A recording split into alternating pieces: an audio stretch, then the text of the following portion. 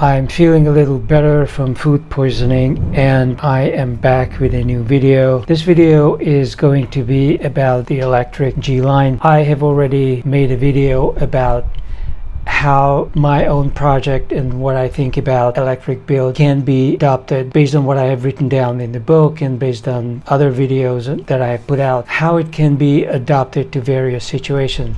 So in this case, we are going to take that same template and apply it to the G-Line. First of all, why would we want to electrify a G-Line? Why would you not want to just get this? We don't have the US prices yet, but we have the British prices.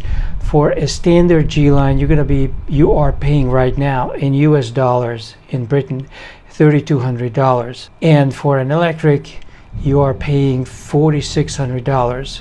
I'm converting British pounds into US. So the price difference is $1,400. The question is, can we get a decent kit for $1,400? And I'm going to show you how we can get a way better kit and apply it in a much smarter way for actually less money.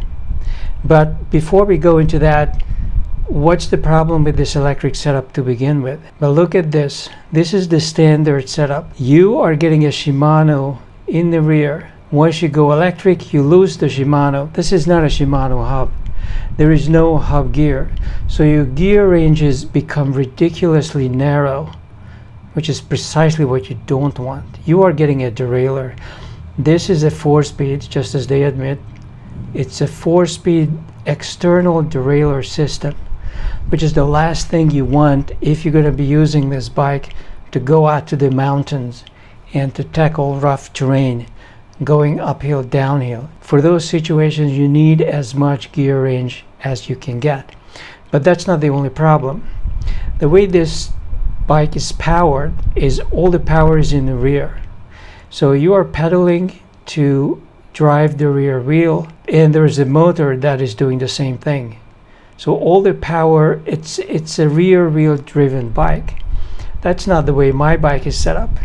I am pedaling the rear wheel, and there is a motor in the front, much bigger motor than what you see on the standard G-Line, obviously. But the point is, I have an all-wheel drive setup, and especially if you're gonna be going out into the mud and the dirt and the gravel, an all-wheel drive setup is so much better.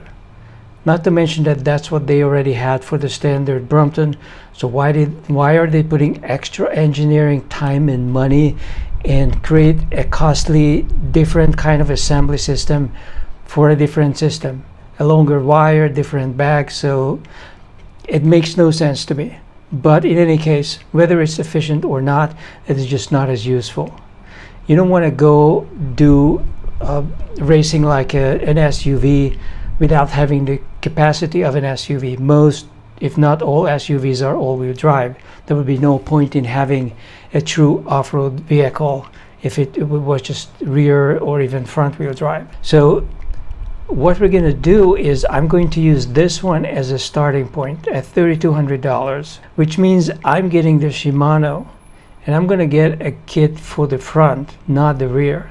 So I'm going to have all-wheel drive, and I will have the 8-speed Shimano hub gear, which is so much better than putting everything in the rear and having a feeble, very narrow gear range, which is really not useful for anything but city riding on mostly flat ground. So instead of spending $4,600, how about we start at $3,200 and we go to Grin. Grin is where I bought my setup, and you know, if you go to the website, it's actually, the URL is ebikes.ca, even though the company is called Grin. So I don't see why they don't call it grin.com or grintechnologies.com, or if it has to be e-bikes, then they should change the company's name. But in any case, if you start at the very beginning, there are all these kits. Like you go into home shop kits, this is the shop, you can go into kit by whatever. You definitely want to go into Cycle Analyst kits, because Cycle Analyst is this little computer that you see here, and it is the most advanced computer that exist on the market right now, especially for DIY projects. The kit I started with is this one, the Brompton kit. But this is not a standard, in fact it is a Brompton bicycle that has a standard sized fork. This fork and the back of it is standard sized. So the official Brompton kit is not going to work because this is a custom made narrow crystallite motor, and it's an excellent hub. It has been used by so many people. You can overclock the crap out of it. It's not going to melt down. It's a very well built hub.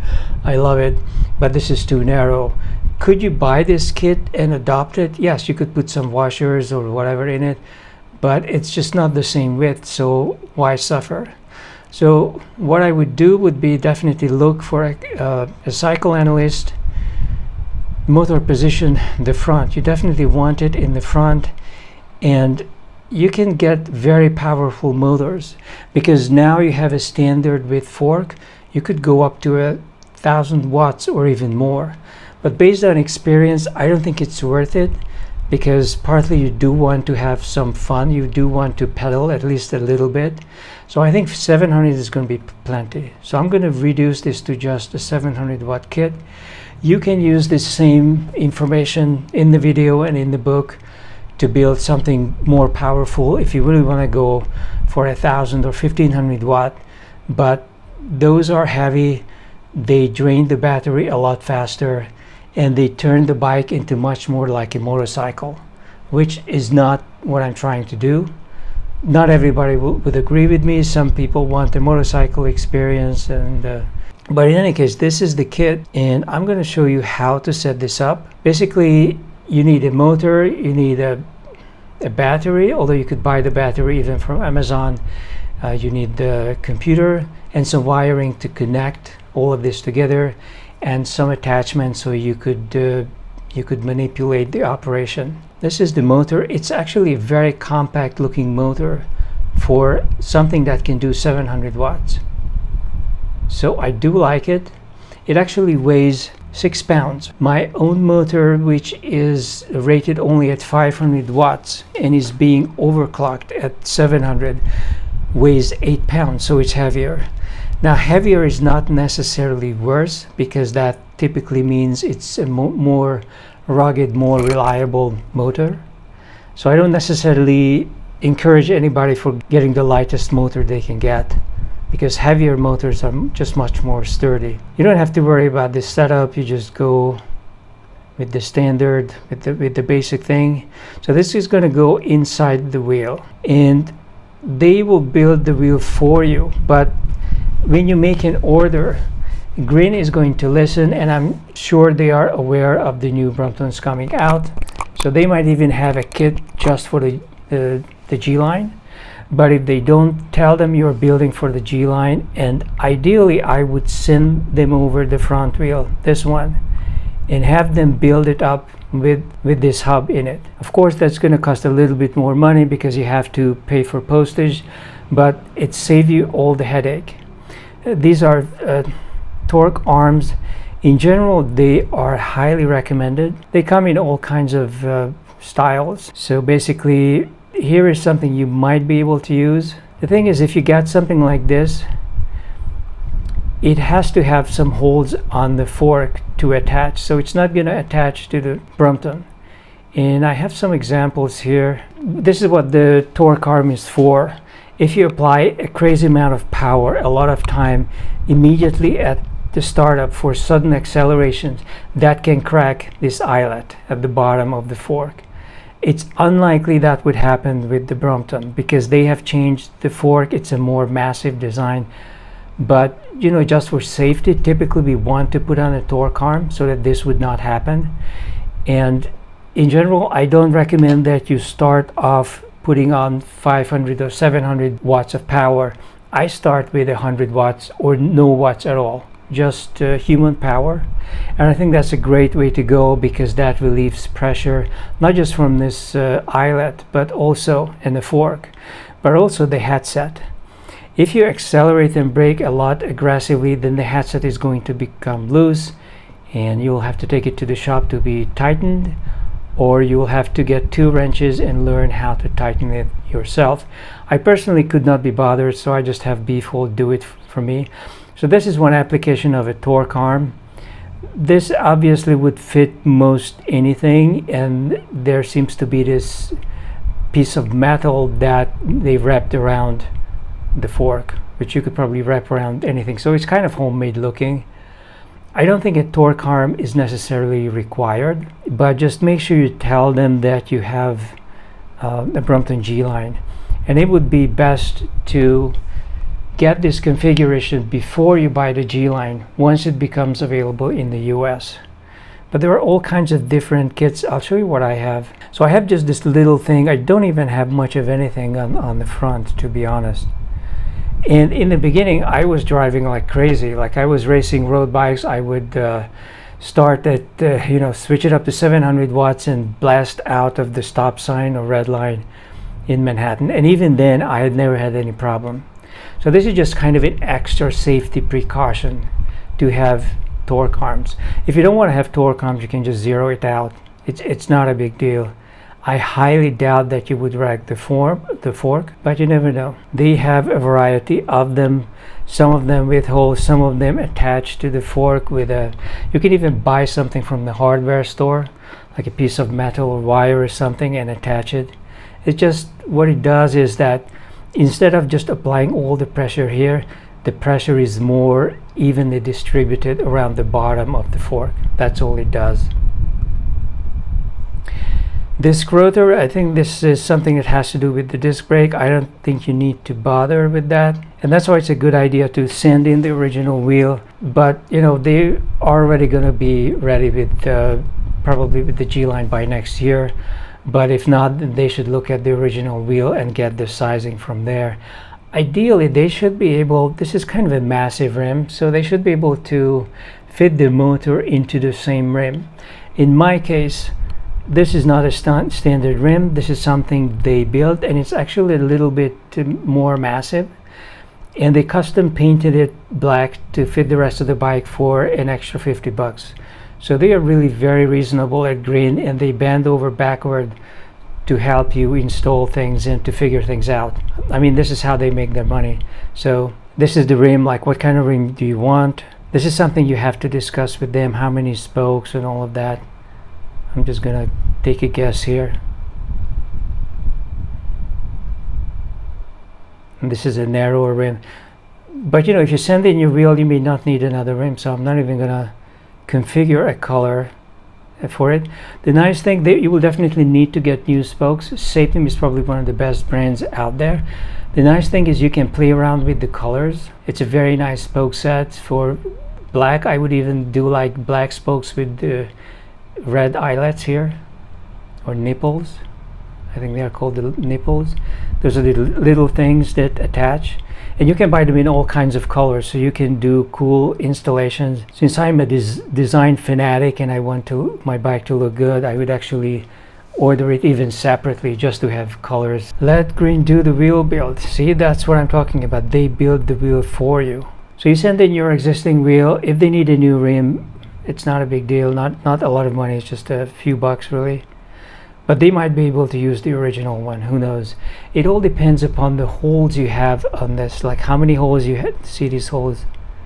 How many holes you have on the motor. It seems like 36, I see a number there, so it might be a 36 hole. I don't know if this front wheel is a 36, might be. It might actually pass. But if not, then a new rim is gonna be necessary. $40, $50, it's not a big deal. Z9 controller, that's the one I am using. It's good up to about 1000 watt. The whole controller is submerged in plastic, so there is a single plastic piece. There's no way any water is going to get to it. I don't think there's any danger that even if you get drenched in a shower that you would destroy the controller. I had a cheaper Chinese-made controller to start with in 2017, and that was destroyed in a storm. So I really learned my lesson there. I don't think you need an extension. Controller mount. Now this is where you will probably want them to ship what comes with the standard Brompton kit, because that mount attaches here. So this is the Z9 sitting on a plate, and the plate is attached to the back of the brake. That is something, that's a game you can play right here. Also, you can attach it here. You can put the controller wherever you want to, but you cannot put it inside anything, like inside a bag, because it's air cooled and it needs a lot of cooling. So even if you have a bag and you hang it like in the back of the bag, it's kind of dicey. Bottom of the bag, that would work. But I think you should listen to their advice, and they're probably going to give you a plate to attach it here. So definitely we do need that plate, whatever that is, $19 or $20, whatever. Cycle Analyst, definitely you're getting a Cycle Analyst. The attachment, that is kind of a standard handlebar attachment. Once again, the old Brompton kit is not going to work, because what they have done here is a different kind of attachment. This is not what we have with the old one. I don't know if you can see. No, I cannot. No, I probably cannot show you here. There's a single screw on the top of the old steel Bromptons, and so that attachment is not going to work. What you can attach here, you have to talk to them about it. It may have to be a custom-made piece of aluminum. That's all that this thing is. It's just a piece of machined aluminum. Of course, if you want to be very primitive, you can even just get a cell phone attachment and tape it on top or whatever. So there are many ways of attaching a computer. So long that you can see it, so long that it's on the handlebar, I think that's all you need. And this is what they are selling with this kit for the thumb controller. There are many ways of doing this. I have something that's made of metal, much more sturdy, but all I can adjust is one adjustment, which you can see on the up and down buttons. You see those triangle buttons? Those, you can set them up to change the wattage on the fly, change the voltage, whatever you want to change, maximum speed, whatever. It's typically set for the wattage. So I start the bike, I start it with the 50 watts, 60 watts, and then as I accelerate, I up the speed. This is so much more sophisticated than what Brompton is going to give you. I bet they're going to give you 3 settings, like low, medium, top, that's it. Whereas what you can do with these, if it's correctly set up and programmed in the computer, it's going to let you go watt by watt, like 50 watts, 60 watts, 70 watts, literally like that. So it's very powerful. Plus you can switch the whole electric thing on and off with that orange button, and you can toggle the screen on the computer without touching the computer, just using your thumb as you ride. And if you look at the attachment, you do not need to remove the brakes or anything from the handlebar, because it locks and unlocks. So you can open up that hole that you see over here and attach it to the handlebar wherever you have the space. So it's very easy to install. The only thing I don't like about this one is that it is made out of plastic. So after 5 years you may need to get another one, but it's only a few dollars really. And here comes the fun part, the battery. They actually have killer deals for some really nice batteries. I would go for 48 volts or 52 if you want to do that. I have a 48. 36 is kind of lame, it's too weak. But to get a 48 volt 19 ampere hour for $500, that's smashing. It's going to last minimum a decade, even if you use it regularly. That means $500 for a decade, that's $50 per year. If you don't have $50 per year to spend on the battery, then maybe you should not be getting into e-biking. My only concern is this looks like a 15-pound battery, and I don't like to put that much weight on my bike. So as good as a deal as this is, I would actually go with something a little cheaper. So I have a 13.5. I can do 50 miles on it any day. I would go with that one. And you see that's a smaller battery. This is roughly 10 pounds. And you're not going to be using that attachment anyway. The battery just drops into the bag and that's it. So that's what I would order for $420. It's a little bit cheaper. You do have to have a charger, 48 volts, so get a 48 watt charger, not the most expensive, 65. You don't need the battery bracket because it's just going to be thrown into the bag. You don't want a throttle. I personally don't want a throttle because I don't want to build a motorcycle. I used the throttle in the past. You can try it out. It's really not an expensive thing if you want a throttle. Like I'm going to add one, just twist. Well, you want the thumb because that you can easily install. If it's like a twist throttle, then you will have to remove the grip, and it's just hairy. So I'm going to include that. This would start the motor right away without you turning the pedal. So that's what it does. Personally, I don't like it. Pedal sensor, I would go with the PAS, and this is the one I have. There are so many ways of doing this. I'll show you what it looks like. This is my pedal sensor. It has 24 dots on it.